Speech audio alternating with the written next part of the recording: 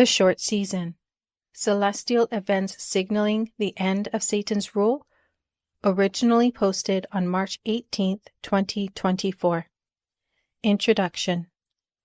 The purpose of this thread is to help with the understanding of recent celestial events that have already taken place, events we will be experiencing in 2024, and how it signals the end of Satan's short season. What will be presented is ultimately yours to examine and decide for yourself whether it is true or not. For those that want to be told what to believe, this thread is not for you. For those that are looking for information that simply fits their programming, this thread is not for you. If you love truth, love our Creator, or are open to the idea of a loving Creator, and you want to make sense of current events, then this thread is for you. If you find value in what is presented, please consider liking and reposting so that others can find this information as well. Throughout the thread, there will be links to outside material. It's important to note that while these links support our exploration, their inclusion doesn't imply blanket agreement with every detail they contain. During this short season of deception, truth has been scattered and dispersed in fragments across various cultures, belief systems, and realms of understanding. As discerning individuals, it's up to us to navigate these sources with our own inner compass, or true north, separating fact from fiction along the way. For more information on finding your true north, please refer to post number 1, Know Your True North, of the thread Introduction to the Truth Harmonist, found under Highlights. The purpose of Satan's short season. Why was Satan allowed a period of time of uninterrupted rule? The answer lies in the role of dominion, how we were created, and our God-given autonomy. Humanity's rejection of God's dominion. Humanity was created in the image of God as rulers, with the purpose of having dominion or rulership over this earth. With that, we are given sovereignty and free will. It was our choice whether we would accept God's authority or dominion over us. The first human pair who had entered a legal contract with God in accepting his dominion chose to reject God's dominion over them, opting for independence instead. For a more detailed explanation on God's intended role for humanity, please see the thread Humanity's Dominion, God's Intended Role, found under Highlights. God recognizes and respects human autonomy. Therefore, he stepped aside, relinquishing his dominion over humanity as a whole, allowing them to individually choose for themselves what is right or wrong and who they wanted as their God. We could say, in a sense, that the throne of dominion over humanity was now vacant. After the first human pair asserted their independence, individuals and entire nations alike began to determine for themselves whom they would worship or acknowledge as their God. This is why God presented his covenant to the nation of Israel. He offered them prosperity, protection, and spiritual guidance if they would remain loyal to him, recognizing his authority as their God. They accepted, thus becoming the nation that would produce the Messiah or Christ. There were individuals throughout history outside of Israel that chose our Creator as their God. We have the example of Job, Melchizedek, and Naaman, among others. However, by the time Jesus arrived, he made it clear that Satan was the prince of the world, having deceived the vast majority of the world into giving him their worship. During the period of time leading up to Jesus' millennial reign, God was very active in his involvement with humanity. He communicated with various individuals and sent angels that could even materialize into human form. He answered prayers, gave dreams, and even performed miracles to demonstrate his power and presence in the lives of people. Jesus' dominion and his millennial reign. When Jesus came back, he battled against Satan for dominion over the earth, and victoriously won the battle. He threw Satan in the abyss for 1,000 years, established his kingdom on earth, and his dominion was accepted by humanity. He likely followed God's example of establishing a covenant with the people, which they accepted. He was then given 1,000 years to prove himself as the rightful ruler over humanity. Why 1,000 years? It is a logical time frame within which Jesus' qualifications as a ruler can be proven, and the durability of his kingdom can be tested over time. Satan's dominion. Upon his release, Satan managed to deceive the entire world. He deceived them into rejecting Jesus' rulership and into accepting him. Just as Jesus received a period of uninterrupted rule, Satan would have also been granted a time free from intervention by God and his Son. But what would uninterrupted rule actually entail? Well, Satan would have to work within the parameters of God's natural law, just as Jesus did. God and Jesus did not directly intervene in human affairs as before. Rather, individuals that desire God's intervention or involvement on a personal level have the right to do so as sovereign beings. On an individual basis, their involvement and influence may still occur, but in a more subtle or indirect way. But why was Satan only given a short season? Luke chapter 8 verse 17 states, quote, "For there is nothing hidden that will not be disclosed, and nothing concealed that will not be known or brought out into the open." End of quote. Satan, likely aware of this principle, would not desire a longer period of time for the purpose of maintaining his deception, as it would increase the risk of his schemes being uncovered. Instead, a shorter period would allow him to perpetuate his deception without as much risk of exposure. Today gives evidence of that. The more Satan pushes humanity into slavery and giving up their sovereignty, the more people realize something isn't right and start to wake up. The more you take away from someone, the more they will retaliate. This is reflective of God's law of nature. Our Creator designed the natural world with built-in mechanisms that maintain balance and order, even in the face of disruptions or disturbances. In reflection of our God, humans are also like natural systems, having the ability to recognize and address problems in order to maintain stability and functionality. Has the short season ended? We can be certain that this short season under Satan has been constructed to keep us deceived and ignorant to truths Satan doesn't want revealed to us. It is also likely that if there was an event to take place that indicated the end of Satan's period of rule, we would be kept blind to it. What would he use to do so? The heliocentric model. The heliocentric model has been used to cover up the fact that we live on a level plane within a dome, the firmament, that our earth has a center, as well as this level plane's significance in relation to Jesus' kingdom. It also falsifies the wandering stars of our celestial dome by teaching that they are planets existing in a solar system millions of miles away. Religion. Religion in this short season has been designed to act as a form of control, while also blinding us to the truth of our period of time.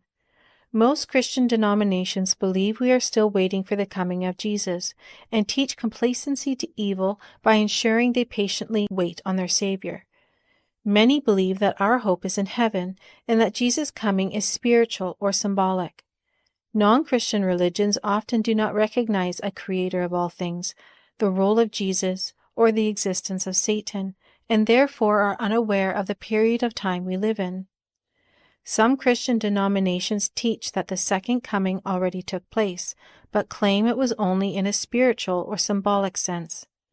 Others teach we are in the great period of the wild beast, the mark of the beast, and approaching the Great Tribulation, while our controllers purposefully make it appear as if we are living in that time period. Religion also has blinded us to the power we were created to have and the purpose we were created with. Religion has also played a significant role in guaranteeing the spiritual darkness of society. How so? God bestowed upon man the strengths needed to navigate the physical aspects of society, while the woman was created with the strengths necessary to guide humanity in a spiritual sense. Thanks to the figure so-called Apostle Paul, Today's Christian religion has reversed that role, giving it to the man. For further discussion on Paul, please refer to the thread Apostle or Apostate Paul, found under Highlights. For more information on God's intended role for the man and woman, please see the thread Divine Roles for Man and Woman, found under Highlights. Today, we do not have the privilege the nation of Israel had, God's guidance. Therefore, to have society today recognize man as the spiritual leaders of the world who have not been created by God to play that role, would that not guarantee humanity remains in spiritual darkness? By society being built in a way that does not allow the human race to function as God intended, does that not ensure humanity will never truly find their path to truth? The Gregorian Calendar. The Gregorian calendar, our current calendar system, has 12 months based on the Earth's falsified orbit around the Sun. In contrast, the months and days of the Hebrew calendar of the Old Testament is based on the phases of the moon. The year, according to the Gregorian calendar, begins in the middle of a season, winter, rather than starting the year at the end of a season, or a complete cycle of the seasons. In contrast, the Hebrew calendar system has the new year start in the season of renewal, spring. By removing us from a calendar that goes with the cycles of the heavenly bodies and the earth, we no longer give the same value to these days or pay attention to events that take place on these significant days. As the people of the world are programmed to accept the above belief systems, it ensures we are completely ignorant to the events of our day, including the short season under Satan, let alone to the end of his rule. Considering what and who we are up against, is it even possible for us to discover when Satan's short season ends? Was Satan allotted a specific period of time? Just as Jesus was aware of the length of time given to him, 1,000 years, Satan would have also been aware of the period of time given to him. As his time started at the end of the millennial reign, he would have known when his period of time would end as well. Given the shortness of this period, it would have been in Satan's interest for the people to know, igniting a sense of urgency among them. But what would be used to signal the end of Satan's rule? Civilizations of that time relied heavily on observing the sky to track time, determine dates, and establish deadlines. The sky served as the world's clock and calendar.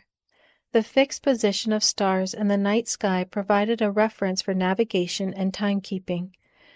The visible movements of planets such as Mercury, Venus, Mars, Jupiter, and Saturn across the sky were carefully observed by ancient astronomers. These planetary motions were predictable and could be used to establish calendars and predict future celestial events. For our day, there are 2 celestial events that may be worth noting: the occultation of Jupiter and the Moon on the winter solstice of December 2023, and the solar eclipse on April 8, 2024.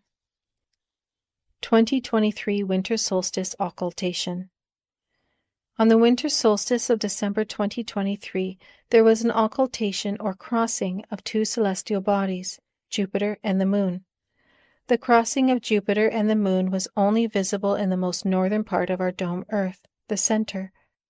However, when examining the screenshot taken on December 17, 2023, with a screenshot from March 1, 2024 of the same event, at the same time, in the same location, there is a discrepancy.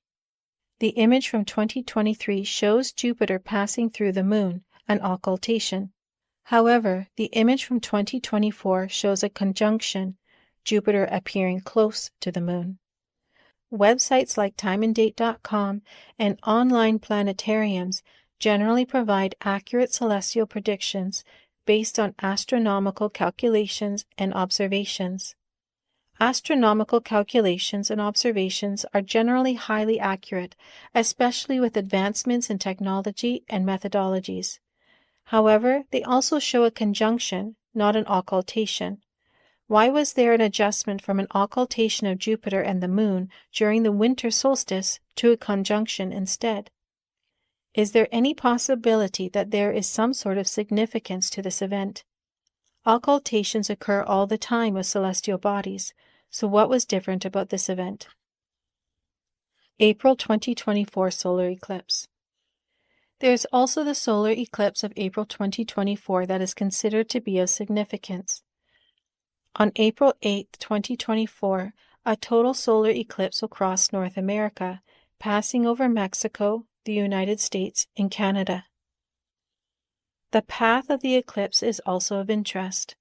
When combined with the total solar eclipse of August 21, 2017, and the annular solar eclipse of October 14, 2023, as shown in the image, we see a specific shape emerge, one that corresponds with the first letter of the Hebrew alphabet. The two solar eclipses together create a shape that corresponds with the last letter of the Hebrew alphabet, which will be discussed further on. It is also interesting to note that this event takes place a day before the New Year, according to the Old Testament. This is based on passages such as Exodus chapter 12, verse 2, where God instructs Moses and Aaron to establish Nisan as the first month of the year for the Israelites. Quote, "This month shall be the beginning of months for you. It is to be the first month of the year to you." End of quote. The new year, with Nisan as the first month of the year, begins in the springtime, Hebrew Aviv. So unlike our Gregorian calendar system, God has established April as the first month of the year. For 2024, the first day of spring and the beginning of the new year falls on April 9th, the day after the solar eclipse. Is it possible that the eclipse and Jupiter occultation are of significance to us regarding the time we are living in? What if it's possible to attribute these celestial events to the end of Satan's short season? Wouldn't it make logical sense that the end of Satan's era would be signaled by a predictable celestial event that could not be controlled? 1724 total solar eclipse. Another interesting fact is related to the total solar eclipse of May 22, 1724. This eclipse first crossed over Britain before reaching America. It has a path that extended over Canada's Quebec region before reaching America. From there, it continued its trajectory downward, passing over the region that would later become Los Angeles. This event took place almost 300 years before the total solar eclipse of 2024. Is it possible that this marked the beginning of the short season? The 1724 total solar eclipse took place in May. Could Jesus' rule have ended that previous winter solstice in December? How long did it take for Satan to be released, or to convince the people? Did Jesus give them until a certain date to decide what side they would choose? If it involved travel, would not time be given after the winter? Was the deadline signaled by a celestial event? It is a curious coincidence that this total solar eclipse took place over Britain.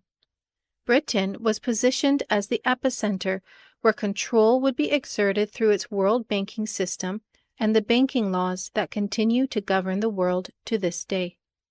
More on this topic later. Once the world had entered the short season, is it not likely that the future celestial event or deadline would have had a profound influence on society? It doubtlessly affected daily life, beliefs, and cultural production, leaving lasting imprints on society.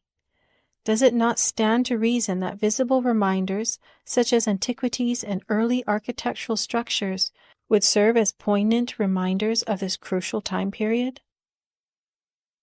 Examining ancient structures and artifacts. When examining architectural structures, domes were a common design element worldwide. Unfortunately, many have undergone changes with the removal or replacement of spires. However, with those that remain, we find domes with distinct design elements on the spires. The most common design element is what is referred to as the cross or crucifix. However, we notice other design elements present in multiple spires above domes. For example, upon closer look, the cross often contains a starburst. Could that lead us to clues? The crucifix. Today, the cross is considered a representation of Jesus' death.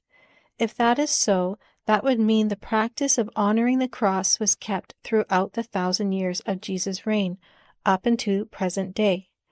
Would it not make more sense that the people during Jesus' millennial reign, rather than honoring the supposed shape of the object Jesus died on, celebrated their liberation under Jesus?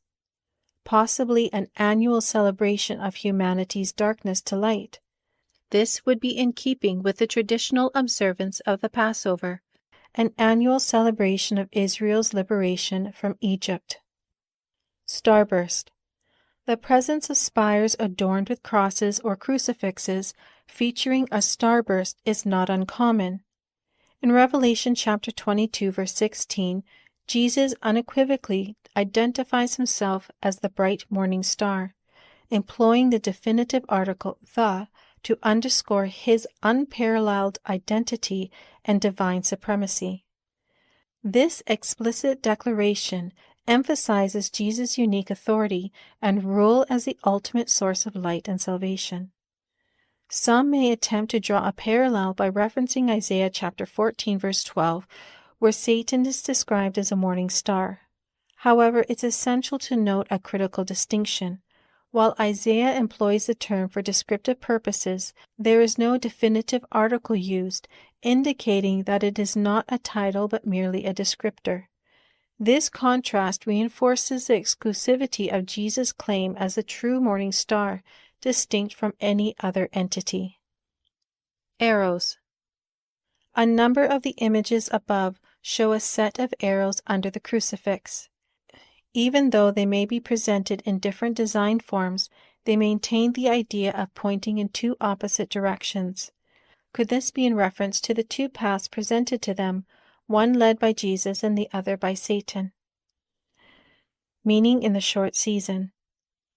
The letter Tav in Hebrew is similar in shape to the lowercase t in the English alphabet. The Tav symbolizes completion as the last letter of the alphabet, marking the end of a process or cycle. With this in mind, would it not make sense that the starburst cross represents the end of Jesus' millennial reign? As such, would it not be a noteworthy event during the short season, as the deceived would have viewed the end of Jesus' reign as their moment of liberation? And would not Satan want faithful followers of Christ, unaware of what it truly represents, to give honor to such an object? So, if the starburst crucifix symbolizes the end of Jesus' millennial reign, could the arrows signify the purpose of the time period that followed, a time designated to prove which ruler was superior, either Jesus' rule or Satan's? Another notable design element of these spires is the presence of a crescent at the base, as is shown in the images below. Could the crescent also be of any significance? The crescent. It is also interesting to note that the crescent moon is a common symbol in the Islamic faith. It is often seen as a prominent symbol adorning the spires of mosque domes. While some only display a moon, a number contain both a star and a moon. In fact, many antiquities from other cultures display a star within a moon, including coins, flags and banners, artwork, architecture, seals and insignia, and jewelry. In fact, there are a number of pieces that display both the crescent, star, and cross. For example, coins attributed to the 4th to 15th century contain all three symbols. What could be the significance of the cross, the star, and the crescent? If Jesus refers to himself as the morning star, and the symbol of the cross is found on items with the star and crescent together, could this be referring to the expectation of a celestial event involving Jesus, the moon, and a bright celestial body? If so, which part of the world would it be visible? What time of the year would it be expected? What celestial body would be visible within the moon? There may be an unlikely place where we can find clues. a well-known celebration around the winter solstice, Christmas. Could it shine light on the significance of these symbols and even the 2023 Jupiter occultation on the winter solstice? Examining the origins of Christmas. We are told that in the 4th century, Pope Julius I chose December 25th to celebrate the birth of Jesus Christ, and that it was likely to coincide with existing pagan festivals like Saturnalia in Rome or the winter solstice celebrations in various other cultures. It is also claimed that the celebration of Christmas on December 25th, as well as the incorporation of certain customs, were influenced by efforts to Christianize existing pagan festivals. It is claimed that ancient practices such as decorating evergreen trees, exchanging gifts, and celebrating the winter solstice were observed by various cultures, centuries before the emergence of Christianity. For instance, the Romans celebrated Saturnalia in late December, while Germanic and Norse people honored the winter solstice with rituals and festivals. These pagan customs are said to date back to centuries before the emergence of Christianity and continued throughout the Middle Ages, which spanned from approximately the 5th to the 15th centuries. However, when we understand that Jesus returned during the lifetime of his disciples and after warring with Satan, he established his millennial reign, we realize these historical accounts are completely fabricated. There is no period of antiquity followed by a dark age or even the Middle Ages. That means the time period these so-called traditions came from never existed.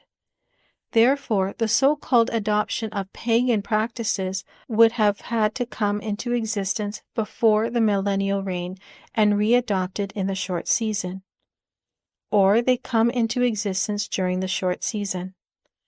But if these came into existence during the short season, why hide the origins as they would already be pagan? While it is still possible that it may have pagan origins, ask yourself this: how is it possible for humanity to have rediscovered and reincorporated the pagan practices that took place 1,000 years or more before the short season? Is it not possible that what we have today is a watered-down version of what was an annual celebration of Jesus' millennial reign, the most significant event in human history up to that date? As wicked, evil, darkness does not have the ability to create a quality belonging to God and those reflecting his qualities, would it not make sense that these traditions would be adopted by Satan as he deceived the people into believing he was their liberator? And as time passed, would he not use his usual tactics of culture erasure or cultural assimilation? This tactic involves gradually erasing or altering cultural practices and beliefs over generations, leading to the adoption of new customs and the forgetting of previous traditions. This process often involves reinterpreting the origins of traditions to align with the agenda of those in power, ultimately resulting in the loss of cultural identity and heritage. Is it at all possible that Christmas customs are not pagan, but are actually related to Jesus' millennial reign? Christmas. When examining the origins of the word Christmas, it is interesting to find that Christmas was not originally a celebration of Jesus' birth. The term Mass, or Masse, originated from the Latin word missa, which was used in reference to what is called the Eucharistic celebration. The Eucharist commemorates the Last Supper, where Jesus shared bread and wine with his disciples before his death. Though history tells us this practice was first introduced by the Catholic Church, this celebration was first not initially of the birth of Jesus, but rather his death. Winter solstice. The winter solstice marks the shortest day and longest night of the year in the Northern Hemisphere. Celebrating Jesus liberating humanity on winter solstice would then act as a solemn reminder of how Christ's millennial reign ended darkness and brought light into the world. Now the prophecy of Daniel chapter 9, verses 24 to 27 speaks about the death of the Anointed One, the Messiah, or Christ, which would be followed by 1 week, or 7 years, each day representing a year. At the completion of this 7, the Messiah returned, destroying what was wicked and ending the evil influence of Satan, the prince of the world. If, after the death of Jesus, there were 7 years before his return, then that would mean his death and return would take place at the same time of the year, winter solstice. Bethlehem Star, the Christmas Star. The star is said to represent the Star of Bethlehem that led the wise men to Jesus when he was born. The Star of Bethlehem first led the wise men to King Herod in Judea, believing it signaled the birth of a new king. Herod, troubled by this news, directed them to Bethlehem and asked to be informed of their findings. However, warned in a dream, the wise men avoided Herod on their return journey. Learning of their deception, Herod ordered the massacre of all male children in Bethlehem who were 2 years old and under. This was a horrific event predicted by God, but never willed by him. Therefore the star likely was not from God, but rather Satan. He likely used an illusion of a star rather than a real star in his deception. Satan wanted the death of his rival. In regards to the Christmas star, Satan would have wanted his star to replace the original star that was part of the celebration of Jesus' millennial reign. Remember, as discussed earlier, Jesus refers to himself as the bright morning star. This would be an appropriate title for Jesus, as it emphasizes his essential role in the salvation of humanity. Therefore, the star above the tree likely was in reference to Jesus as the bright morning star that liberated humanity from darkness, guiding them to salvation. Christmas tree. The tree of life in the Garden of Eden was lost to humanity when it chose an independent state from God. Revelation chapter 22, however, explains how those that belong to God would gain access to the tree of life once again, their source of eternal life. This took place when Jesus established God's kingdom on earth. Gaining access to the tree would be an integral part of the restoration of humanity. Therefore, it is reasonable to conclude that the tree would, therefore, play a central role in the celebration of Jesus' reign. Baubles. As the fruit of the tree of life gave eternal life to those consuming it, it is likely that the baubles represented these fruits. Christmas lights. The tree of life was situated in the holy city, New Jerusalem, which came down to earth from heaven, a city that was filled with God's light day and night, and the light of the Lamb. Therefore, for those around the world involved in the celebration, light would represent continuous light surrounding the tree of life. And keep in mind, our lights today are an inferior version of technology they had under Jesus' reign. Gift giving. As Jesus gave life in abundance to his people through the fruit of the tree, a celebration would logically include giving and sharing gifts with loved ones. Making the connections. Therefore, Christmas was meant to celebrate Christ Jesus, the morning star, and his giving of life through the fruit, baubles, of the tree of life, a time of light and celebration, taking place on solstice, the shortest day of the year, representing humanity's spiritual shift from darkness to light. If Christmas was originally a celebration of the millennial or 1,000-year reign of Jesus here on earth, it was exactly that, a specific period of time allotted to Jesus. That means that if his reign started on the winter solstice, the end of that 1,000 years would land on winter solstice. To be followed by what? The release of Satan and the commencement of the short season of worldwide deception. As such, it is logical to assume that the period of time allotted to Satan also ended on the winter solstice. Now that we understand the time of year when Satan's rule ends, where might we anticipate the celestial event of a bright celestial body crossing paths with the moon to occur? 2023 Winter Solstice Jupiter and Moon Occultation. It's important to note that the ancient architectural buildings with the spires containing the cross, morning star, and crescent have these spires situated in the center of the dome. This location aligns with where Jesus' kingdom was located, the center of our dome Earth. Hence, it is where the celestial event would most likely take place, what we refer to as the Arctic. But what celestial body would cross paths with the moon? It will likely be the brightest object in the sky other than the moon. Venus is typically the brightest natural object in the night sky after the moon. Venus has a higher apparent magnitude, a measure of an object's brightness, than Jupiter, making it appear brighter.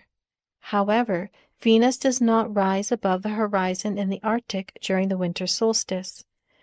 In the morning sky during winter, Jupiter is the brightest celestial object. Today's society has been taught to believe that Jupiter is a planet, not a star. The heliocentric model has hidden knowledge that was well known by our ancestors, that these objects above our level plane are wandering stars within the inner surface of the celestial dome or firmament. By blinding us to this truth, we fall further away from understanding the significance of the symbol of the star and moon. Looking as far back as the 17th century, Jupiter has not directly crossed paths with the moon on the winter solstice. The first Jupiter and moon occultation to take place in the past 4 centuries was on December 22, 2023. The images below, also shared in Post 5, show Jupiter crossing the path of the moon at 12:46 p.m. in Tromsø, Norway, located north of the Arctic Circle. The winter solstice in Tromsø, Norway, occurred on December 22, 2023, at approximately 4:59 a.m. local time, ending at approximately 5 p.m. local time. So the celestial body that crosses paths with the moon on the winter solstice in the center of our Earth is Jupiter, the momentous event that has influenced cultures for centuries and which signals the end of Satan's rule. But what about the eclipse of 2024? Is it possible this may also hold meaning to us as well?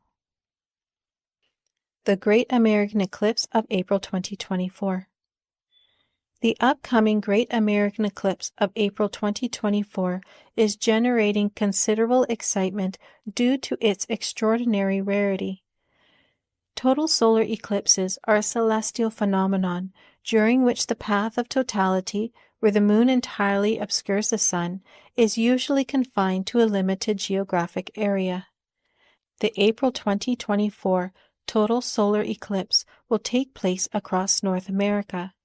It will cross from Mazatlan, Mexico, to Newfoundland, Canada. It is a highly anticipated event where millions will observe the shadow of the moon crossing all the way from Mexico through the United States to Canada. In recent times, America has witnessed several noteworthy eclipses, including the following. The total eclipse of August 21, 2017. This eclipse was special because it was the first time since 1918 that a total eclipse went from the Pacific to the Atlantic across America. It was also the first time since the founding of America in 1776 that an eclipse's total path stayed entirely within the U.S. In fact, the last total solar eclipse to take place across America was on May 22, 1724. The annular solar eclipse of October 14, 2023.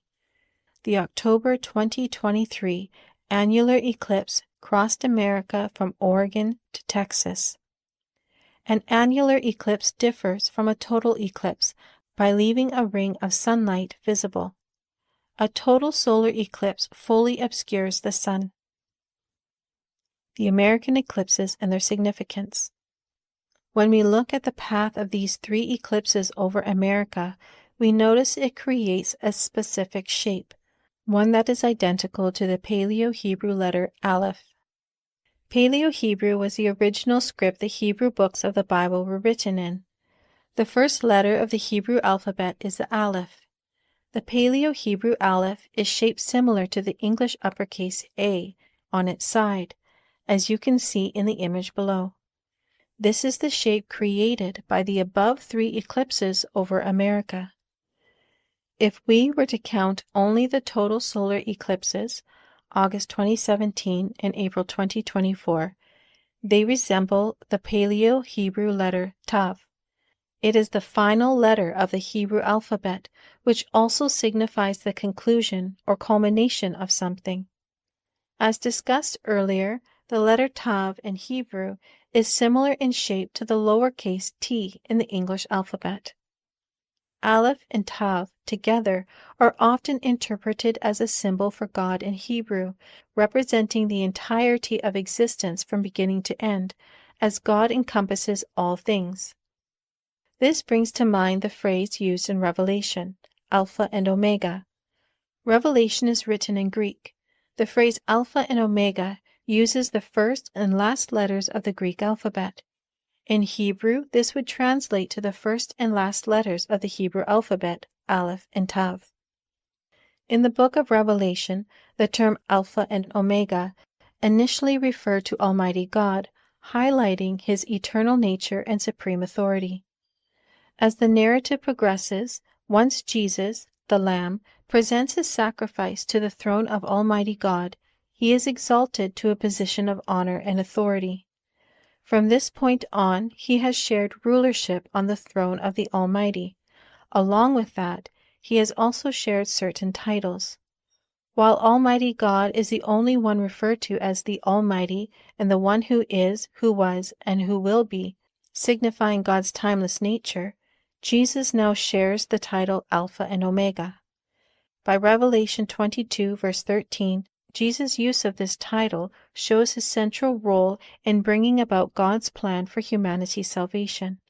It highlights his significance and authority alongside Almighty God. This progression reflects Jesus' central role in God's plan of salvation. This role was intended for Jesus from the beginning, and it is one in which he will share for eternity, the first and the last, as ruler of our world. The alignment of these three eclipses over America, forming the Aleph and the Tav, on the last day of the year, according to the Hebrew calendar of the Old Testament, is likely signaling the end of an era, Satan's short season. This celestial event is signaling a transition or turning point in history, the end of a period of darkness. It proclaims the dawn of a new era, an era of transformation and renewal under the rule of Jesus, the Alpha and Omega. Could the April 8th total eclipse be any more perfectly timed than the day before the new year, April 9th? The first day of spring according to the Hebrew calendar of the Old Testament, the season of renewal. But why would these solar eclipses take place over America? The hidden history of the Holy Lands. In this age of deception under Satan, our entire world has been built to be an inversion of what we were designed to be, an inversion of truth, an inversion of history, all to keep us blind, ignorant, and powerless, exactly what is required of slaves. One of the greatest deceptions of our age is where the biblical lands are located. Kincaid's Cave. The Smithsonian Institution, one of the most influential organizations in shaping our understanding of history and culture, has contributed significantly to our understanding of the Holy Lands. Today, the term Holy Land is often used to refer to the geographic region that includes modern-day Israel, the Palestinian territories, such as the West Bank and Gaza Strip, part of Lebanon, western Jordan, and southwestern Syria. But is that really where the Holy Land was located? In 1908, President Teddy Roosevelt wanted to declare the Grand Canyon off-limits to all lumber and mining operations. He eventually got his way, establishing the Grand Canyon as a protected area. A man named G.E. Kincaid explored the area before it was closed off. Kincaid's exploration and discovery in the Grand Canyon includes the discovery of a hidden underground city containing artifacts reminiscent of ancient Egyptian culture. Kincaid said he uncovered mummies, hieroglyphs, and other relics within a cavern system deep within the canyon. G.E. Kincaid sent notes to the Smithsonian about what he found. asking for financial and logical support. The Smithsonian provided S.A. Jordan with a team of around 40. G.E. Kincaid recorded detailed evidence of what he found, including what he concluded was a city that was inhabited by tens of thousands at one point. His discoveries proved the existence of an advanced civilization that could not have existed based on the accepted archaeological narrative. Unfortunately, Kincaid and Jordan disappeared after that, and the Smithsonian to this day denies any association with either. An article of the discoveries in the Arizona Gazette newspaper of April 5, 1909, is labeled as the Great Hoax of 1909. The area of discovery is today off limits and enforced by government agencies. There are an estimated 1,000 caves in the Grand Canyon, yet only one is available to the public. Approximately 90% of the Grand Canyon is off limits and is strictly regulated. Evidence of Bible lands in America. Evidence of ancient civilization doesn't stop at the Grand Canyon. The following list just touches on some of the other evidence that points to America being the original Bible lands. Hebrew and Phoenician relics have been discovered throughout America, and even as far down as Brazil. However, the official narrative consistently claims that these artifacts are fake or don't exist. Egypt in Hebrew Phoenician is Mizraim. In the context of the Bible, Mizraim refers to a people descended from Ham, one of the sons of Noah. The dual form of the word suggests a collective or plural entity, possibly indicating the multiple settlements or regions associated with the descendants of Mizraim. The term Mizraim is the dual form of the Hebrew word Matzor, which means mound or fortress. Therefore, Mizraim is commonly understood to represent the ancient Egyptians or the civilization of Egypt as a whole. There are no mounds in Egypt, only pyramids. There are just over 100 pyramids in modern-day Egypt. However, in America, there are thousands of pyramids. But rather than designating them as pyramids, our historians refer to these pyramid structures as mounds. These mounds litter the Mississippi Valley, with a number still located along the Mississippi River. In the ancient Egyptian language, the Nile is called Hapi or Itiru, meaning river. The word Nile comes from the Greek word Nilos. The root word of Nilos is related to the concept of a river. It is also interesting to note that the word Mississippi comes from the Ojibwa language, meaning big river. Isaiah chapter 11 verse 15 speaks of a prophecy of the great Euphrates being turned into 7 waterways. Today's Nile in Egypt only has 3 main waterways, while the Mississippi has 7 major waterways, as the map shows above. Prominent areas of Egypt match that of the Mississippi River Valley: Memphis, Tennessee; Thebes, Illinois; Cairo, Illinois; Karnak, Illinois, an ancient temple complex in Egypt; Luxor, Mississippi; Rosetta, Mississippi; Alexandria, Louisiana. Mummies have been found in various locations across the Americas, including the southwestern United States, Andean regions of South America, Central America, coastal regions of Peru, caves in Kentucky and Tennessee, and the Aleutian Islands of Alaska. Egypt hieroglyphs match the Mi'kmaq Indian hieroglyphs. The Promised Land, originally in America. The Promised Land given to the Israelites likely included the areas of California to Utah. Nevada and Utah resemble the arid landscapes of ancient Israel's Negev desert, while their mountains resemble the mountainous terrain of biblical Judah. Utah also has salt lakes, particularly the Great Salt Lake that would match the description of the Dead Sea. In the Bible, the Promised Land encompassed mountains, valleys, and rivers. Similarly, California boasts a diverse landscape, including mountains, valleys, forests, deserts, and coastline.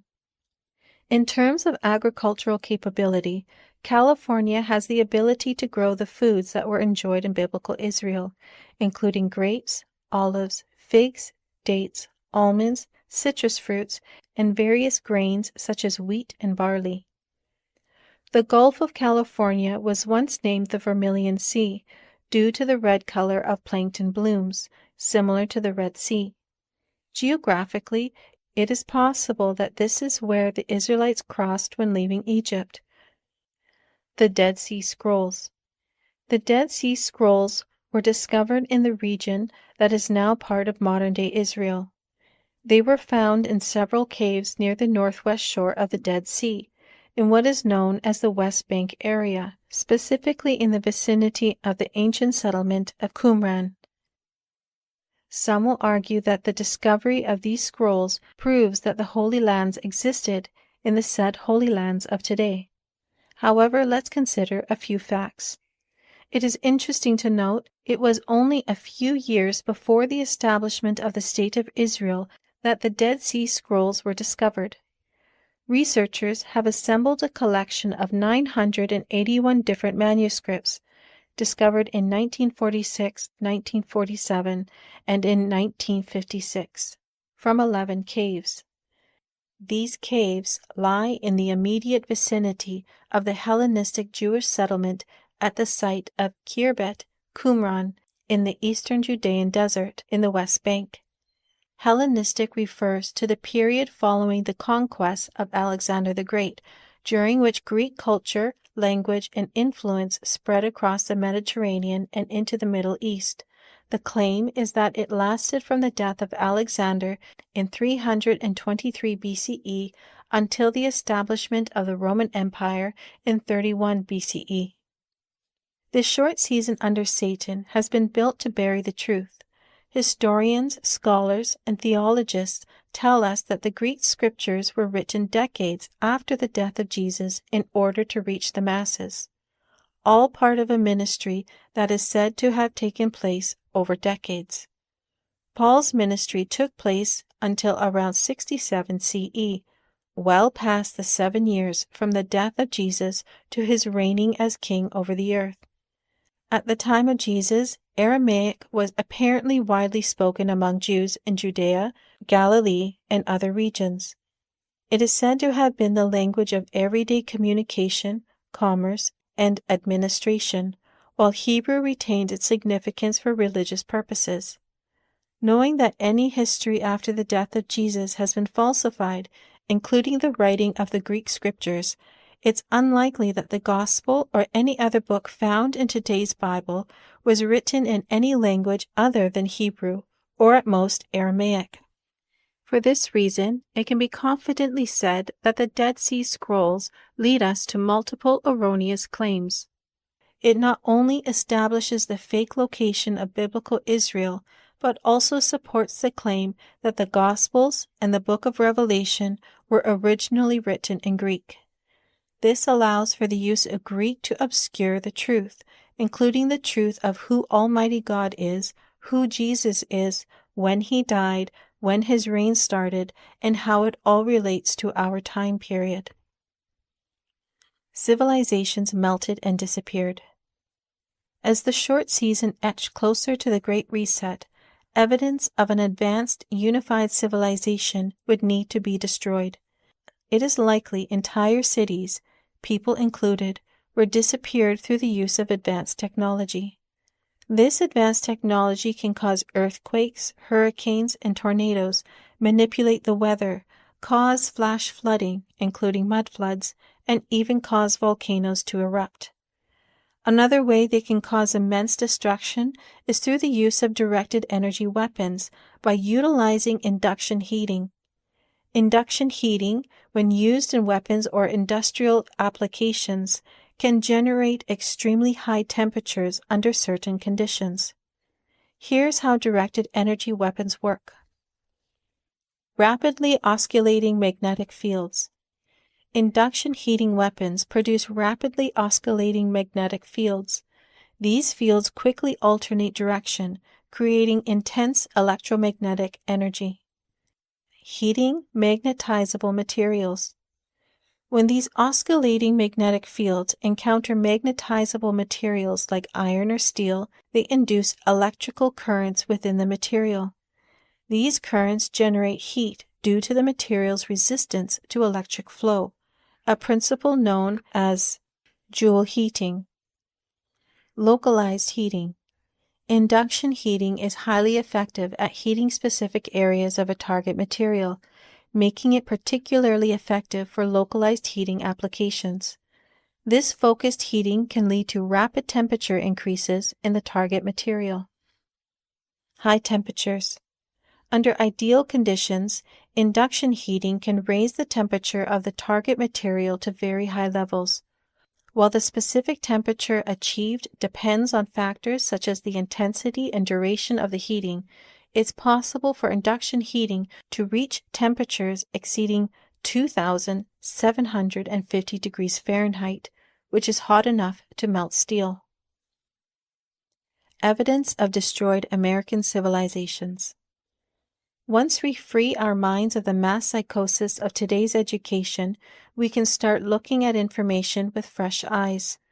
In fact, you will find what you see with your eyes does not at all match what we were taught. For example, we will see that ancient dwellings found throughout America were not primitive at all, but rather remnants of a much larger civilization that was utterly obliterated.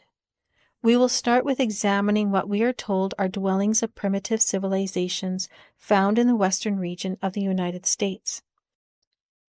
Evidence of destroyed American civilizations, Utah. Manti La Sal National Forest. Numerous archaeological sites, including cave dwellings, can be found within this forest area. Bear Ears National Monument. This area contains numerous ancestral Puebloan cliff dwellings, such as the ones found in Cedar Mesa and Grand Gulch. Grand Staircase, Escalante National Monument. This monument includes several archaeological sites with cave dwellings, such as those found in the Escalante River region. Natural Bridges National Monument. Some ancestral Puebloan cliff dwellings are located within this monument, including the Horse Collar Ruin. Evidence of destroyed American civilizations, Arizona. Montezuma Castle National Monument. This monument near Camp Verde, Arizona, features a well-preserved cliff dwelling built by the Sinagua people.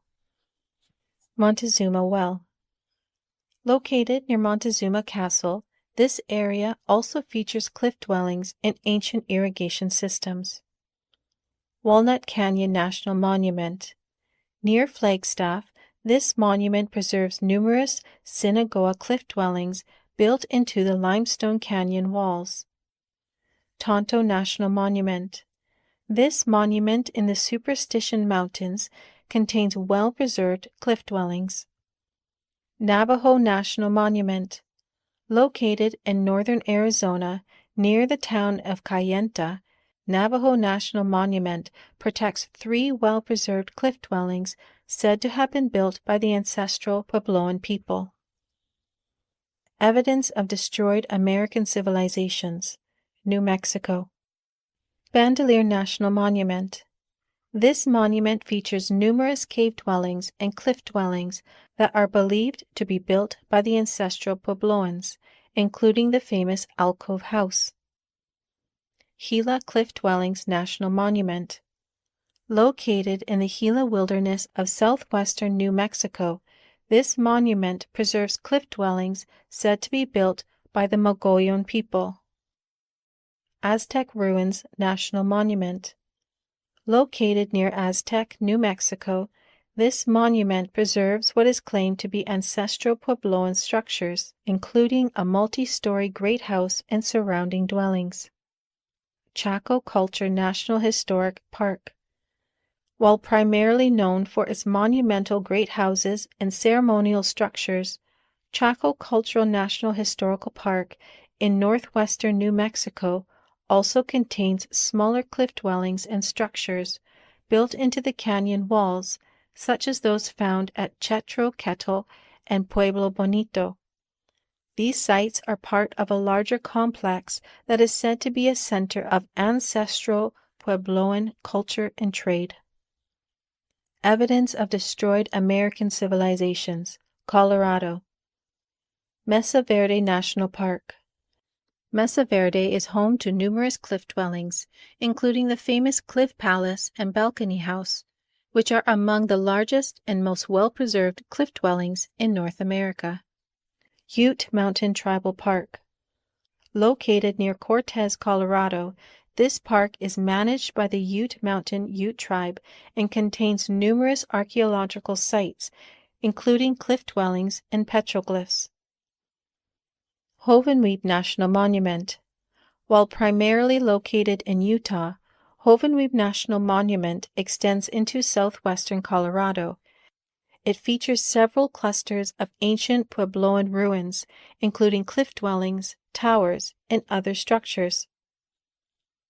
Evidence of destroyed American civilizations, California. Joshua Tree National Park. While primarily known for its desert landscape, some areas of the park contain archaeological sites with evidence of cave dwellings and rock art. Lake Crowley, Eastern Sierra.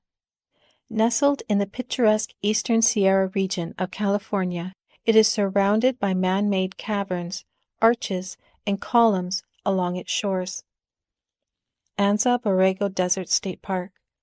Located in Southern California, Anza Borrego Desert State Park is the largest state park in California and features ancient petroglyphs and dwellings. Death Valley National Park. Although primarily famous for its extreme landscapes and unique geological features, Death Valley National Park in California also contains archaeological sites with what is claimed to be evidence of early Native American inhabitants, including rock art and artifacts. Red Rock Canyon State Park. Situated in the Mojave Desert of California, Red Rock Canyon State Park features towering cliffs, rugged rock formations, and what is said to be Native American petroglyphs.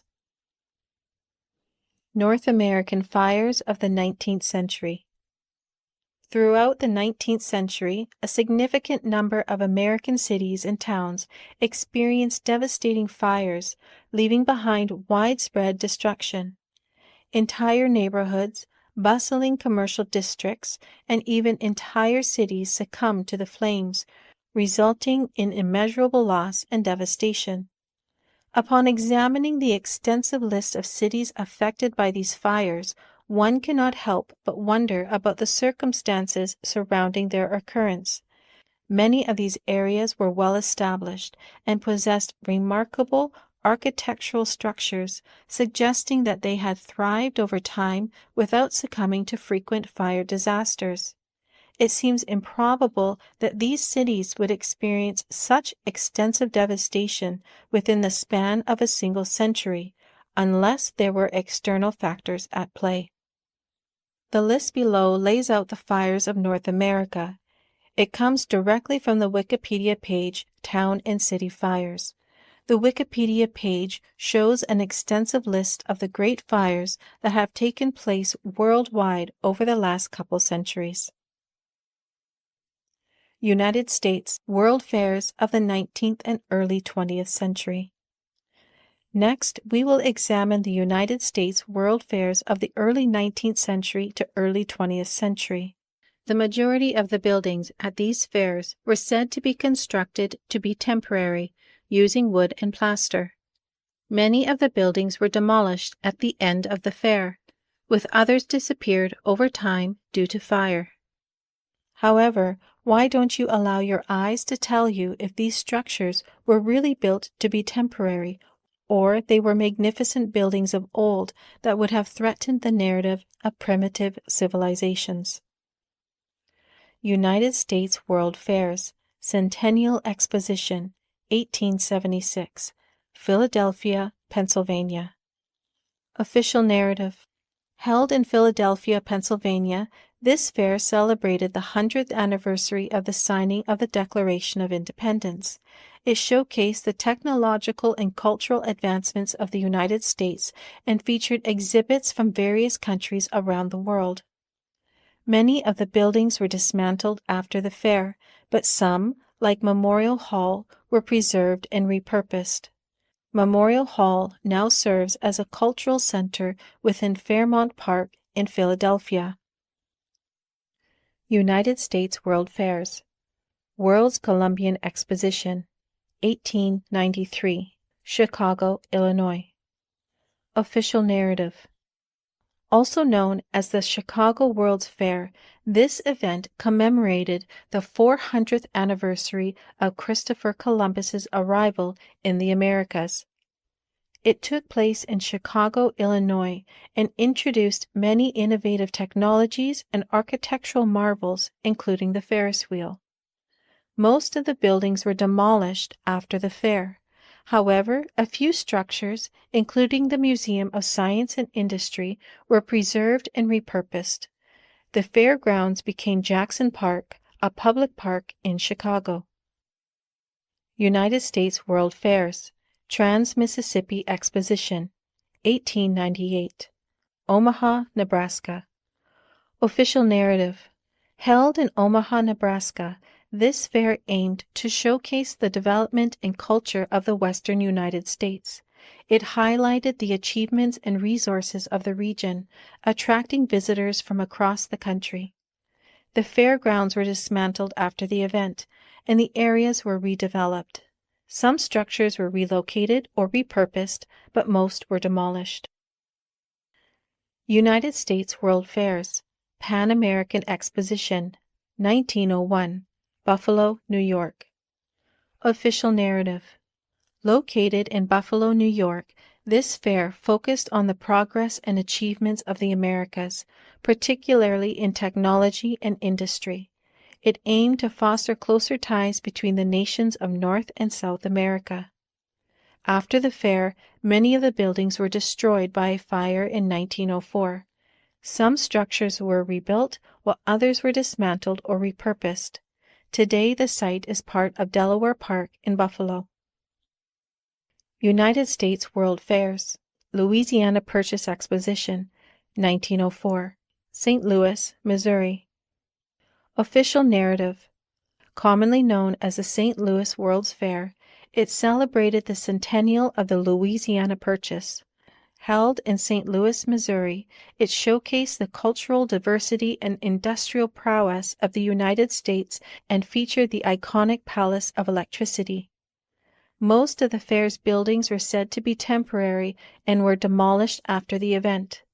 Forest Park, where the fair was held, remains a public park in St. Louis, and some features, such as the Grand Basin, still exist today. United States World Fairs. Lewis and Clark Centennial Exposition, 1905, Portland, Oregon. Official narrative. This fair commemorated the 100th anniversary of the Lewis and Clark Exposition and was held in Portland, Oregon. It highlighted the exploration and settlement of the American West and featured exhibits on regional history and development. The fairgrounds were dismantled after the event and the site was redeveloped.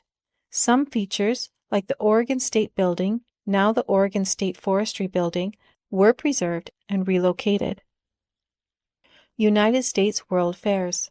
Panama, California Exposition, 1915 to 1916, San Diego, California. Official narrative. Held in San Diego, California, this fair celebrated the completion of the Panama Canal and highlighted the achievements of the western United States.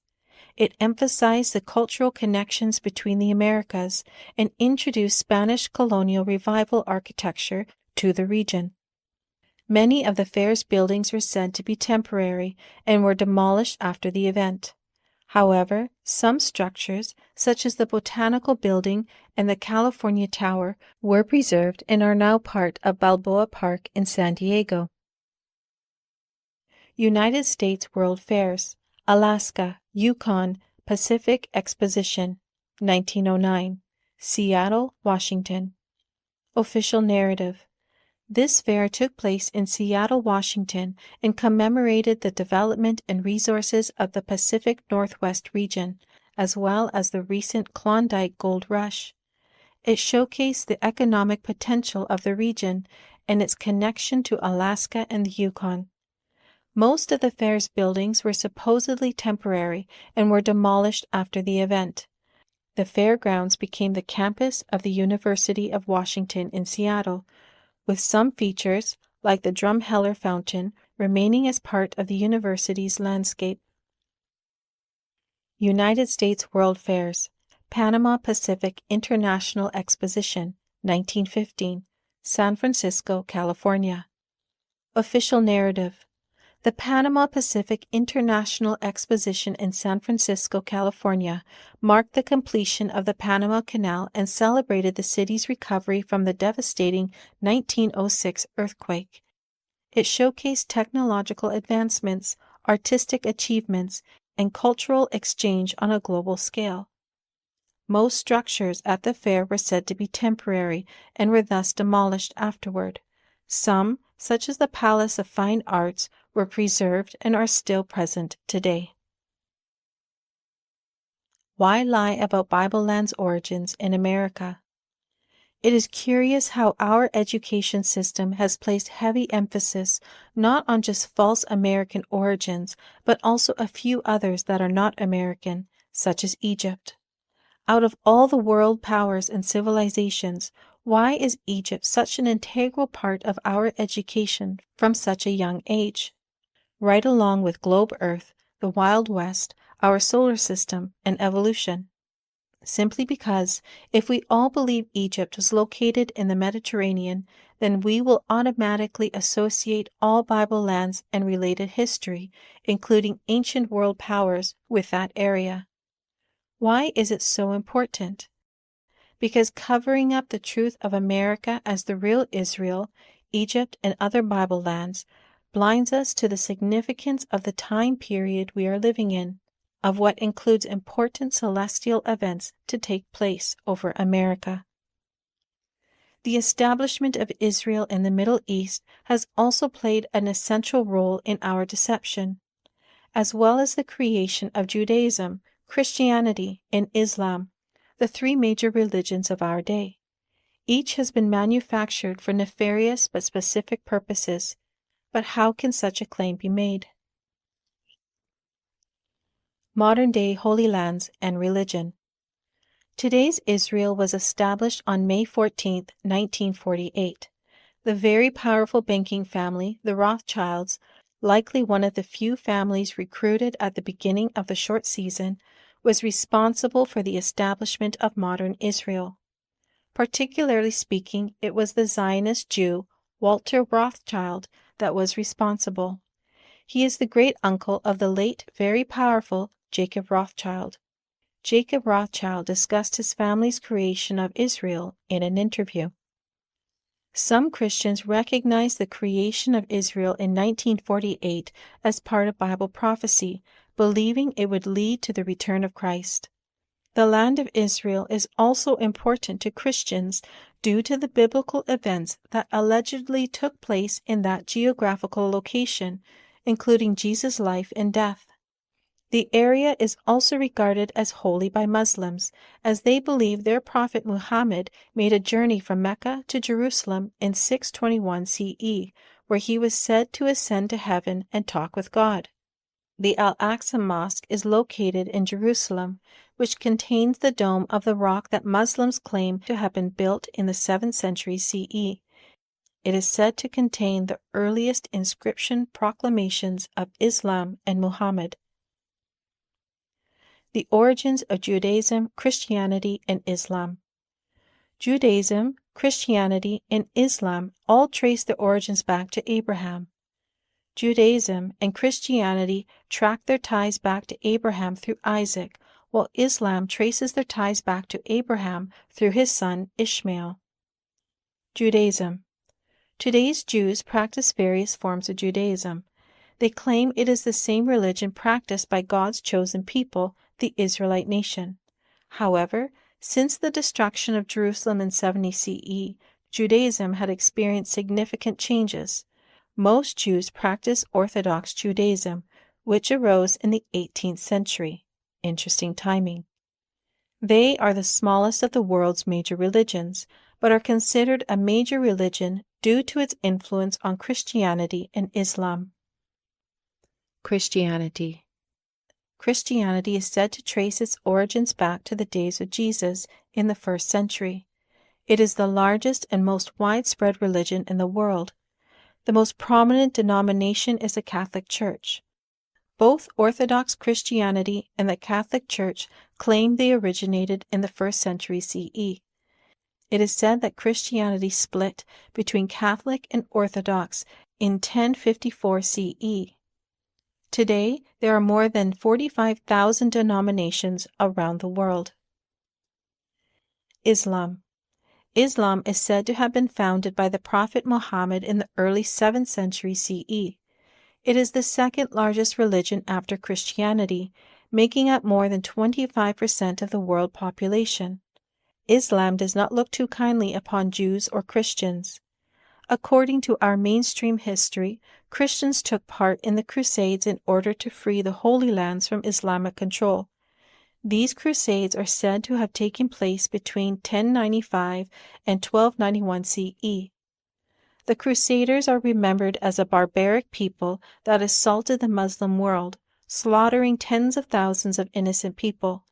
And as regards to Jews, Muslims view them as their darkest enemy. However, there is a lot of discrepancy in these historical claims. Why? Jesus returned during the lifetime of his disciples, 7 years after his death, as prophesied by Daniel.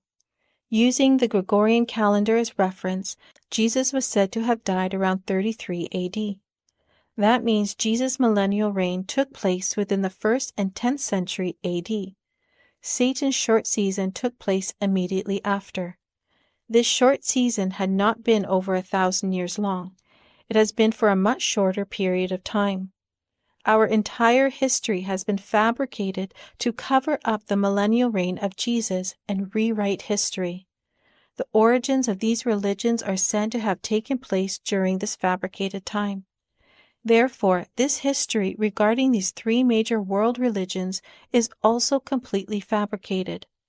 If that is so, for what purpose? Shared end-time beliefs and their purpose. Christians, Jews, and Muslims all expect a time of trouble before major end-time events. In Christianity, it's the Great Tribulation before Jesus' return. Jews believe in the Kavle Mashiach, a period of challenges before the Messiah comes. Muslims await the Fitna, a time of chaos before the Day of Judgment. Though they differ in details, they share the idea of turmoil before a better future. Islam, Judaism, and Christianity also share some common expectations regarding end-time events. These include the occurrence of trials such as disease, pestilence, war, and famine, which are often considered signs of the approaching end times in all 3 religions. Additionally, each tradition anticipates the arrival of significant figures who will play key roles in these prophesied events. For example, in Christianity, the return of Jesus is expected. In Islam, the appearance of Imam Mahdi and the return of Jesus, Isa, are anticipated. In Judaism, the coming of the Messiah is awaited. The powerful Rothschild family, with the help of the world powers, Britain and America, strategically placed the State of Israel among millions of Muslims in order to create a perfect storm for our controllers' endgame designed to capitalize on the end-time beliefs of these major religions. At least, that was the plan. The endgame. Despite the great effort to hide the significance of recent celestial events, it is difficult to imagine that the importance was ever lost on our controllers.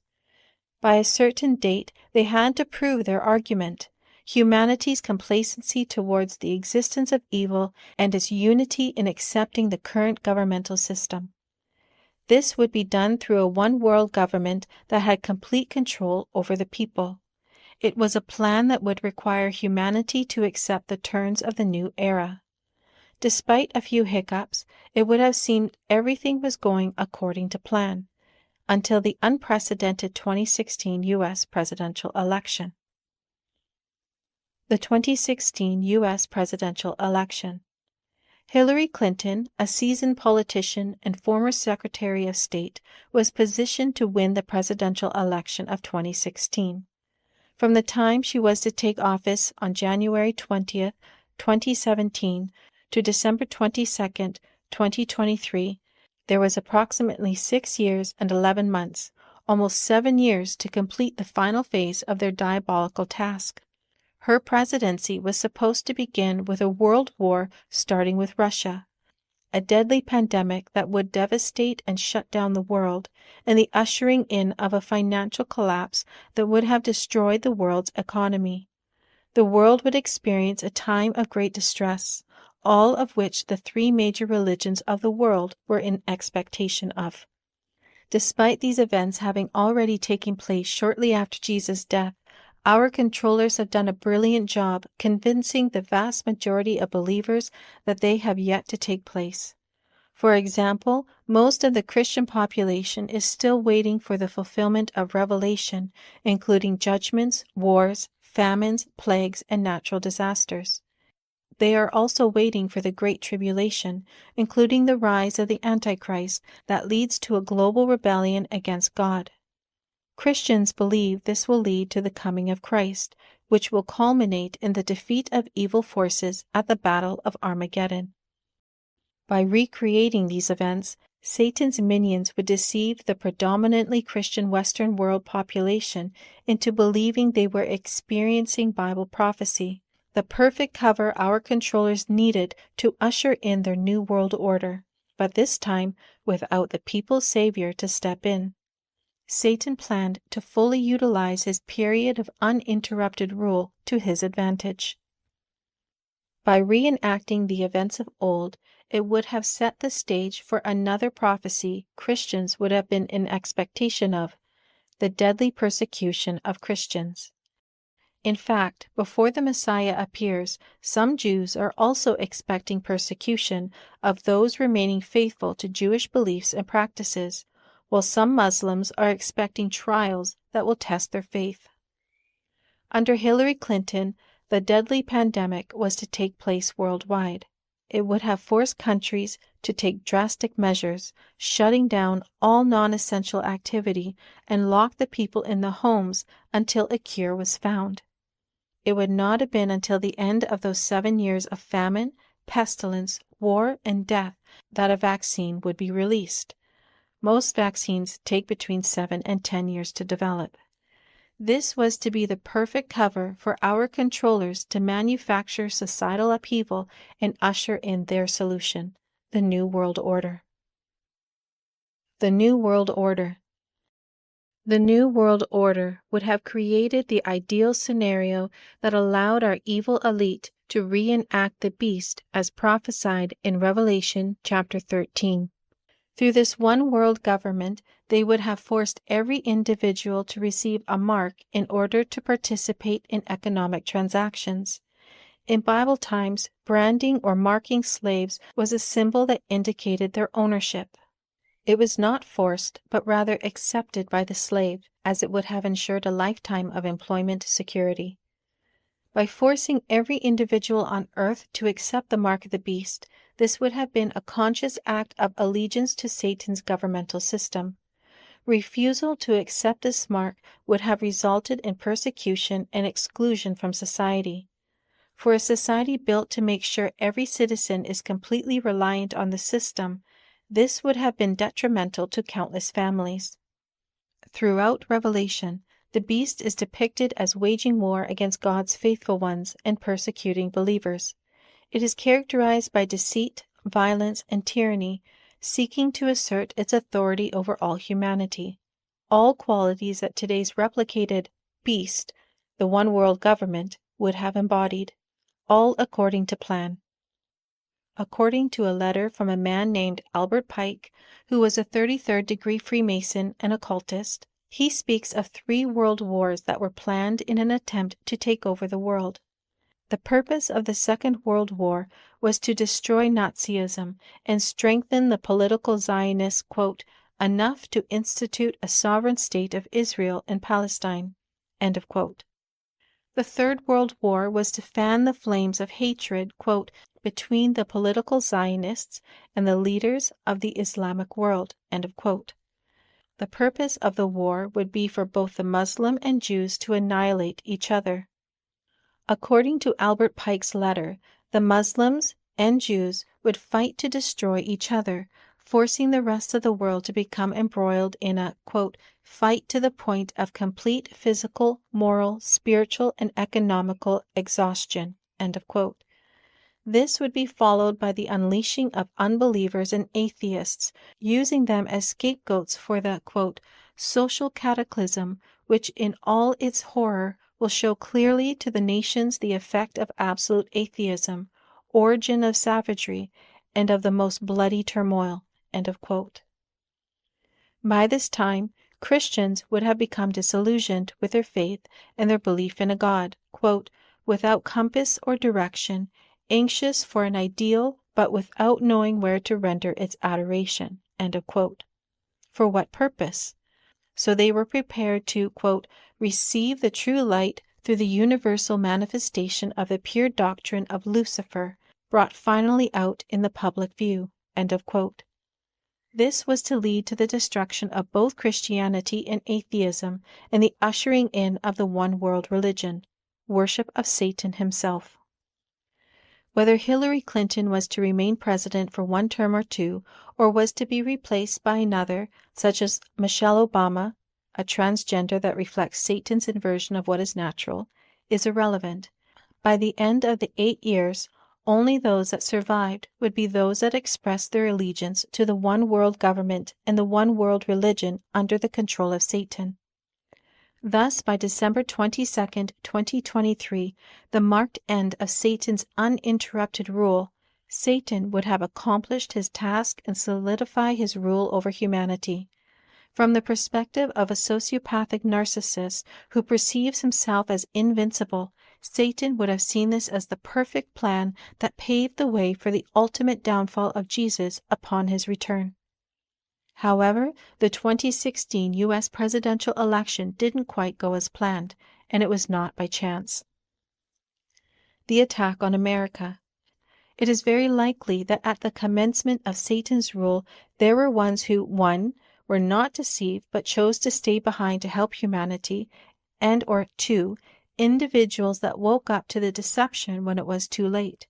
It seems they have been helping humanity recognize their God-given unalienable rights that they were born with, including our sovereignty and our right to self-govern.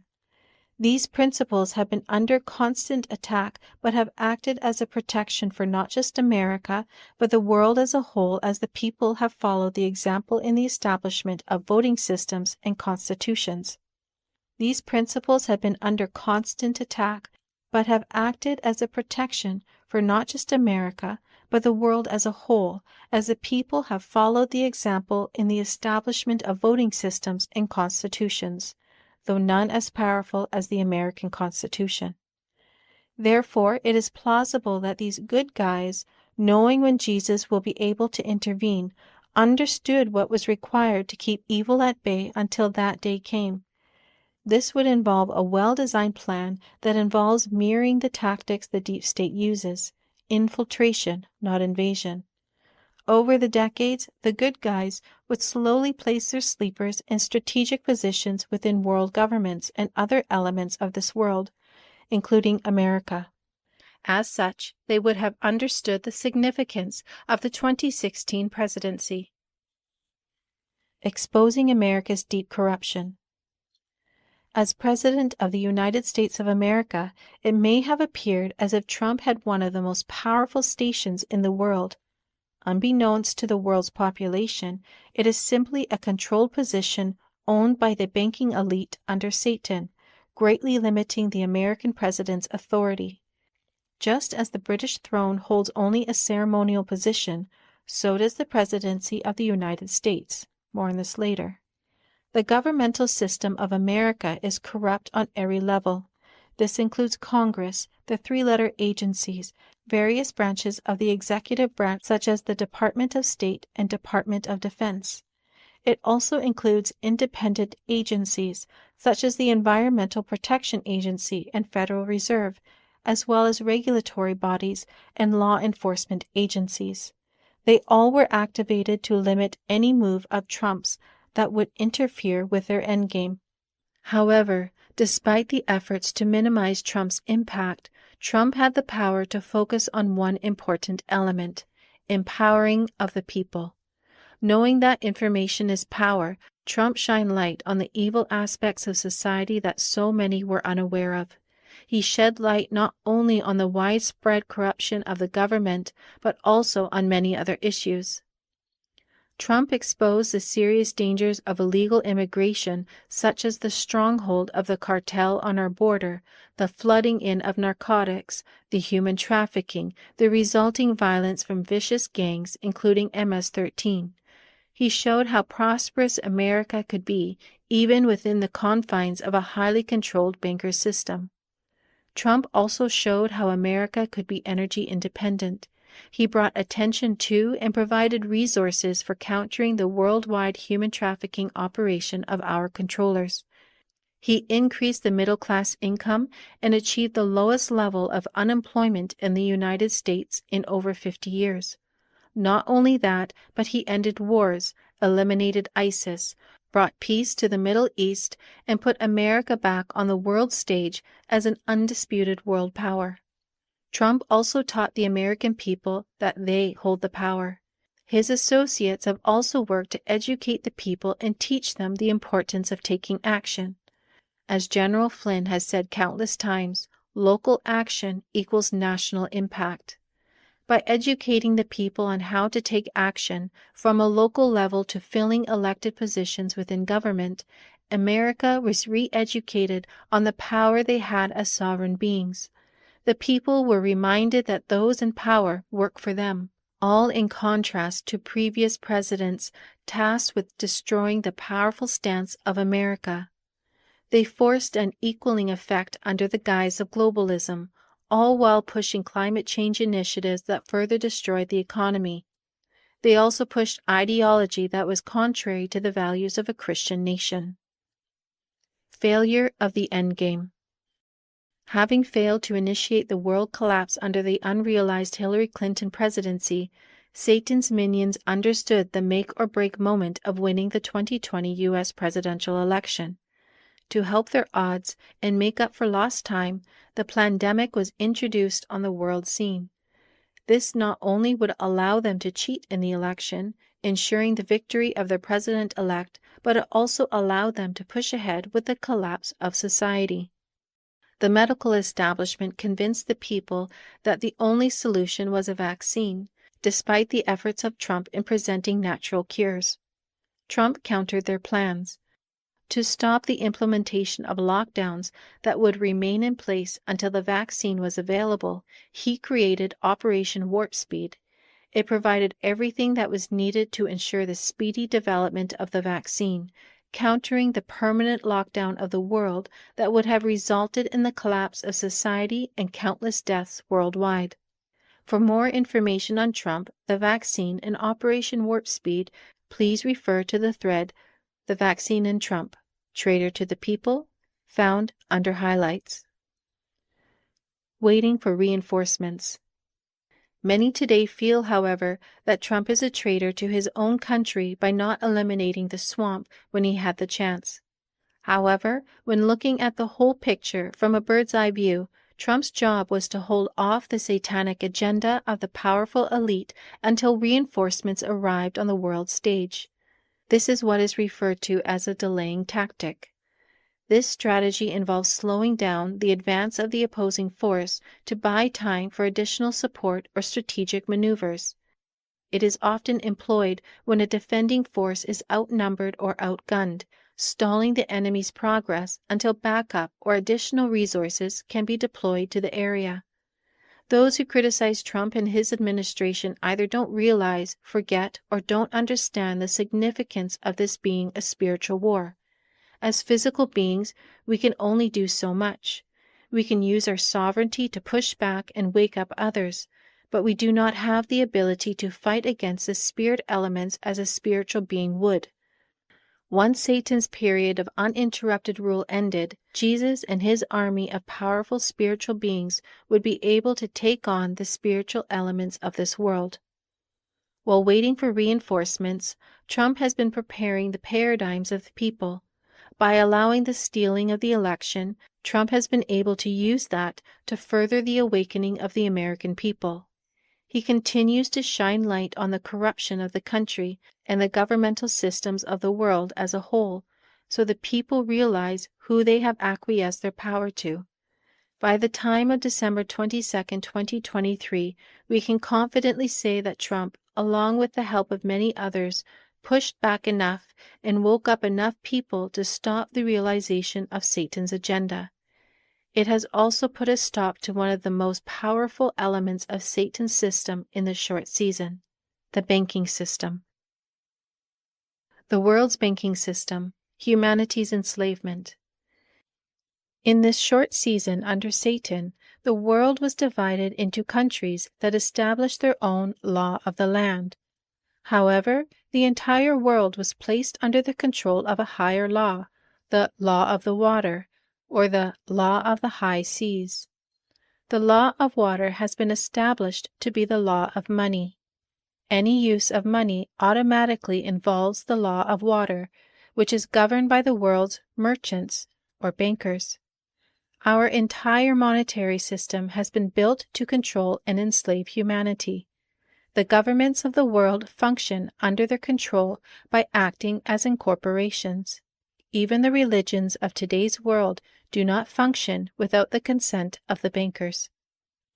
The bankers that are in control of maritime law and by extension, including world governments, are the Rothschilds. This includes the position of the Royal Crown and President of the United States of America. Jacob Rothschild was the head of the Rothschild family. This banking family owns and governs the governments of the world through the banking system. As they are situated in London, which is its own sovereign nation, they are the true royal family of Britain.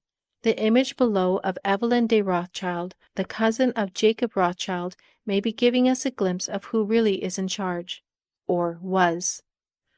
While Trump was president, he dissolved the corporation of the United States and turned it back into a republic. He took back the gold from the Vatican, which took 650 planes to carry. Could the passing of the powerful Jacob Rothschild of the world's banking family mark a significant turning point, perhaps signaling the end of our slavery under Satan's short season? What to expect in 2024?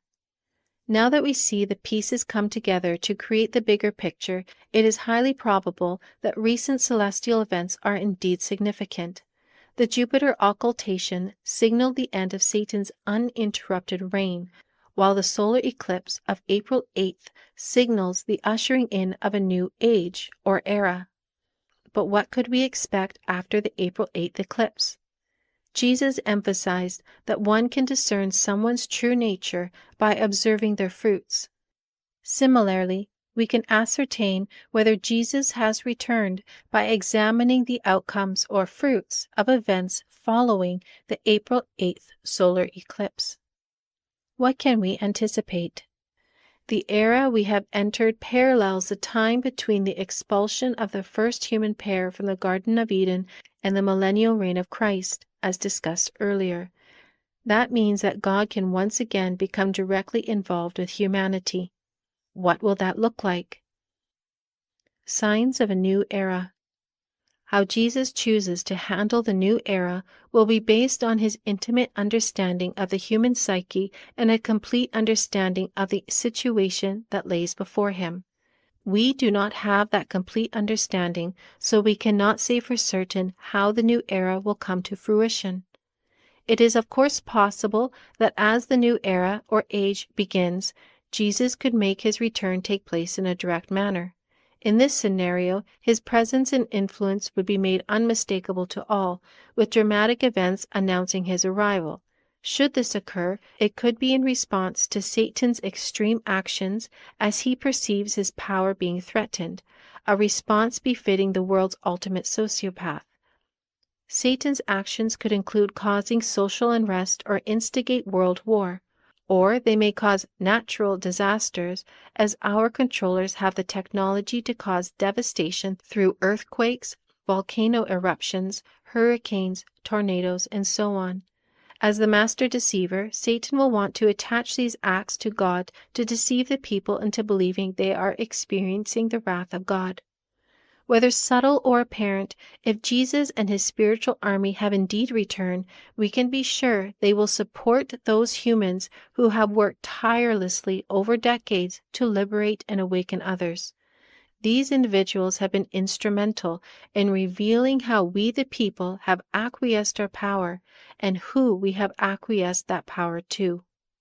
Any effort to take down our controllers before the end of Satan's uninterrupted rule would have been futile due to his iron grip on every aspect of society. But now it's a different story. We will likely see progress finally being made, from what felt like defeat after defeat to more and more wins. Nevertheless, we can anticipate that the transition into the new era will not be entirely smooth, due to who we are up against. For instance, the account of Daniel 10 shows how, from the first day Daniel prayed for understanding, an angel was sent to answer his prayer. However, the prince of the kingdom of Persia blocked him for 21 days. Now we know this was speaking not of the physical prince, but rather a spirit prince. In fact, Michael, one of the chief princes or archangel, had to step in to help. This account sheds light on a very important fact. This war taking place on the physical plane for the souls of humanity is also a war in the spiritual realm. Sociopaths never give up. They do not believe it is possible for them to lose, so they will never stop fighting. What happens when a bad tenant receives an eviction notice? If spiteful, they may willfully vandalize or even destroy the place. Satan and his minions just received their eviction notice. He's enraged that he didn't fulfill his mission, especially due to the intentional actions of lowly humans to block him from doing so. Just like any vengeful sociopath, he wants to burn it all down and take us down with him. What to expect in 2024. Disclosure.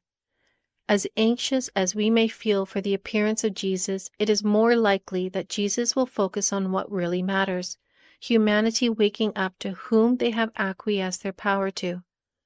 Most do not realize that 2024 is a very significant year for elections.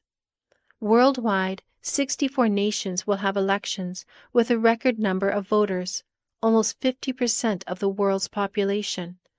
While elections may seem laughable or trivial to some, we need to step back and understand what these elections represent, the expression of our sovereignty in deciding who will represent us. Satan has worked hard to ensure humanity remained ignorant to the slave system that we have allowed, desiring this ignorance to continue into this very important election year. In contrast, Jesus wants us to be empowered with knowledge so we can truly grasp the significance of our vote and make an informed decision. This year will likely see, as a result, the disclosure of truth that so many of us have been waiting for. Now that the paradigms of the people have been prepared for this moment, and we have Jesus' spiritual army ready under his command, the truth can finally come out. The people will finally see the interconnectedness spanning from Epstein to Hillary Clinton and her foundation, to the medical tyranny of the pandemic, to the true pandemic of human trafficking, to corruption at every level of government and our monetary system. Everything connects us right back to a satanic elite few and right up to Satan himself. By the time the presidential election comes around, the American people will be able to vote with their eyes open, aware of what exactly they are choosing between, a slave system of evil or a new system of freedom that will liberate us from the chains of enslavement. Until then, rest assured that more will rise as they realize their power and sovereignty. Our farmers around the world are opposing tyranny without fear. Truckers are rising. Individual American states are stepping up to end the illegal immigration and human trafficking at the American border. Governments are being sued for their illegal lockdowns and forcing the vaccine on government workers. Whistleblowers are coming forward regarding many issues, including the corruption of the three-letter agencies, the judicial system, and even the medical system. People are finding their voice while the people are finally ready to listen. However, the increase in disclosure and empowerment of the people does not bode well for Satan's control over humanity. Believing the root of his problem is Jesus, he will need to decide, do something about it before the election or after. While we may be unsure of the timing of his attack, we already see evidence of his preparation for this epic event, and it is directly connected to the war with Russia. What to expect in 2024. The role of Russia. Following the worldwide reset of the 19th century, Russia was situated to play an important role up into the 21st century as the world's antagonist. According to the letter written by Albert Pike, as mentioned previously, Russia, or the Soviet Union at the time, was to play a pivotal role in the growth of communism to counteract Christianity. The letter explains that during the Third World War, Russia, along with other communist and socialist nations, would be instrumental in causing widespread chaos and destabilization in Western societies. They would lead the citizens of the nations to a state of exhaustion, both physically and spiritually. However, this plan never came to fruition, and Satan continues to push for conflict with Russia. But why? The answer may lie in the same reason behind the increased military presence in the Arctic. While military operations in the Arctic have been ongoing for decades, there has been a recent escalation. For instance, the U.S. Marines and several allies recently conducted joint training exercises in northern Norway, the largest of such exercises since the Cold War. Similar drills have also taken place in Canada's northern Arctic waters, involving participants from various countries, including the U.S. They claim the concern is an escalation on the world scene, emphasizing that these drills are important for preparation for war with Russia, as approximately 2/3 of Russia's shoreline lies along the Arctic Ocean. What if their primary purpose for military presence in the Arctic is to prepare for a conflict with someone other than Russia?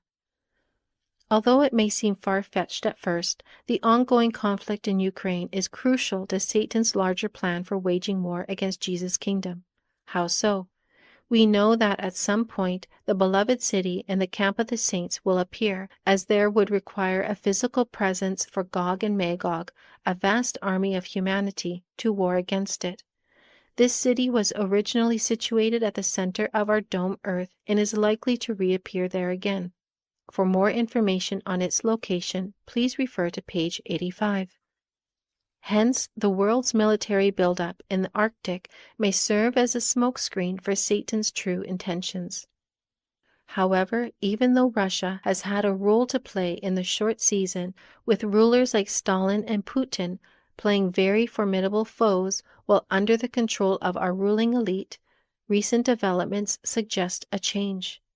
There are reports that claim that the controlled puppet, Vladimir Putin, was replaced by his own government. The original Vladimir Putin was said to be a tyrant who ruled through fear and violence, with many members of his own government living in constant fear. The claim is that Russian officials filed charges against him, leading to his swift execution in December 2011. Within weeks of his execution, a new Putin appeared. His wife, Mrs. Putin, claims the new Putin to be an imposter, and eventually they were divorced.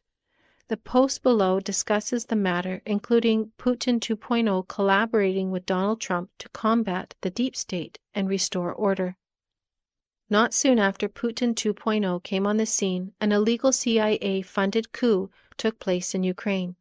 They ousted Ukraine's then-president Viktor Yanukovych, which was generally considered pro-Russian, and replaced him with a deep state puppet. Ukraine became an epicenter for deep state corruption, all at tremendous cost to the Ukrainian people. Putin, as a result, has been active in eliminating the real threat, the deep state's dangerous bioweapon labs under Nazi control. Putin even has the receipts to prove it, including who are involved. By doing so, he has now made himself a threat to our controllers. As we can see with recent events, the deep state has been increasingly taunting Russia, pushing us to the brink of war. Why is that? Is it possibly because they are in expectation of something taking place in the new year? Starting April 9th, not the false January 1st. It is interesting that, regarding the April 8th eclipse, there has been reports of school closures, potential power outages, warnings of cell phone disruption, and even disaster declarations in some areas. Are the deep state preparing for the possible appearance of the beloved city that soon? Are they going to have to use their extraterrestrial narrative to fake an invasion? As discussed in the previous thread, this may be what is used to explain the appearance of the beloved city and convince the deceived to unite together against what they deem to be a threat to the human race.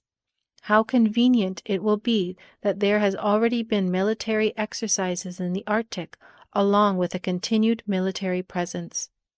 As this new year unfolds, Satan will face numerous challenges. Russia possesses damning evidence against Satan's minions, already exposing our leaders as satanic worshippers. As humanity awakens to its sovereignty, Satan's power diminishes. Jesus is poised to return and establish a physical presence among humanity once again, sometime between the beginning of the new era and after the election. The presence of Jesus himself may take place before or after that event, as the Bible does not provide that detail. Whatever Jesus chooses will be both loving and logical, and based on the facts at hand, which, as stated before, we do not have. Nevertheless, this new era under Jesus will squeeze Satan out until he feels desperate enough to risk his own life in a final, futile war against Jesus and his kingdom. But he will fail. Satan will lose everything he has ever valued, including his life. Conclusion. The Jupiter occultation and the April 8th eclipse provided the confirmation we needed to understand that Satan's short season has come to an end. We stand on the brink of a new era, one free from the influence of evil. Despite Satan's final efforts to sow chaos and upheaval among humanity, this new era will set us back on the path we were meant to be on. We will continue to wake up to the deception of Satan, replacing the satanic elements of society with elements that empower, grow in abundance of good, heal, and unite humanity. We will finally establish a society that values family and community, utilizing and honoring the powerful strengths of the man and woman as God intended. Divisive religion will be replaced with universal truth. We will gain understanding of nature's laws and eliminate, once and for all, the banker's maritime law. We will gain back our sovereignty, and it will be up to each individual what destiny we want to build for ourselves. When Satan is brought to his end, we will be given a fresh start, as discussed in the previous thread, the short season under Satan, how it begins and how it ends. Of course, as prophesied in Revelation chapter 22, verse 15, there will be those who do not want the new world, but this time they will not have the power to destroy it, and they will not have access to the gift of life. So what now? If the analysis of recent celestial events indeed holds significance, it is essential that we do not succumb to complacency. We are made as powerful sovereigns, destined by our Creator as gods or Elohim, rulers of this world. That means the Almighty of this universe expects us to utilize that power for good. So continue to shine light on the evil and take back your sovereignty. As events offer evidence of Jesus' presence, share with others what is unfolding, the end of evil's dominion and the dawn of a new era. An era that benefits all of humanity under the rule of the first and the last. Jesus himself.